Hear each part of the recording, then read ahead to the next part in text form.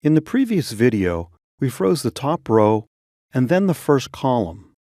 But you can freeze more than that, so you can scroll up and down and sideways without losing context.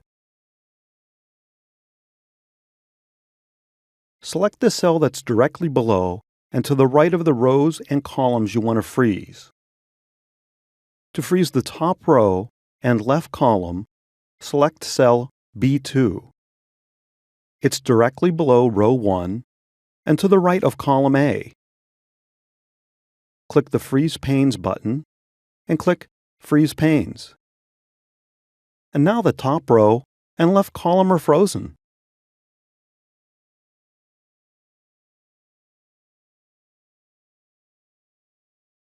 These lines separate the frozen panes from the panes that scroll.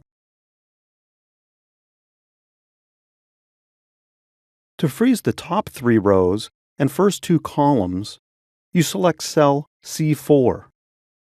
It's directly below the first 3 rows and to the right of the first 2 columns.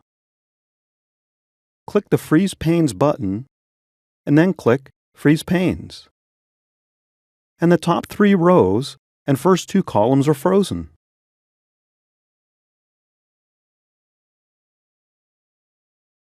To freeze multiple rows, but no columns, select the cell in column A that's directly below the rows you want to freeze.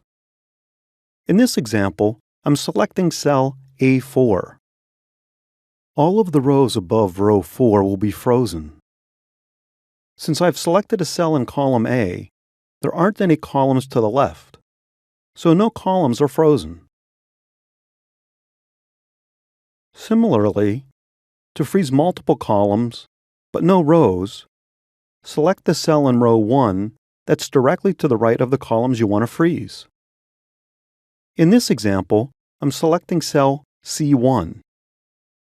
All of the columns to the left of column C will be frozen.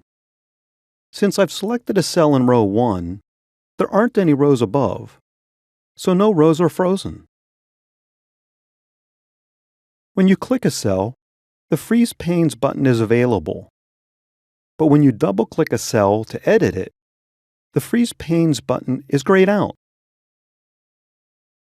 The Freeze Panes button is also grayed out when you're in the Page Layout view, where you don't really need it.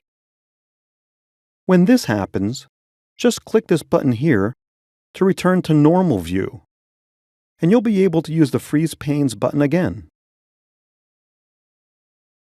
Now that you've frozen the rows and columns that you want, you might want to print them so that they're on every page.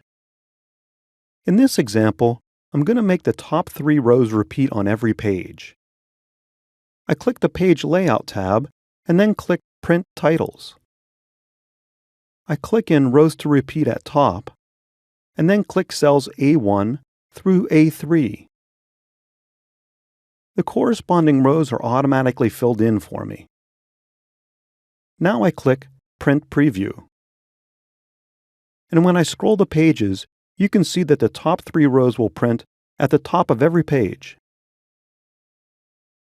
Now you've got a pretty good idea about how to freeze panes.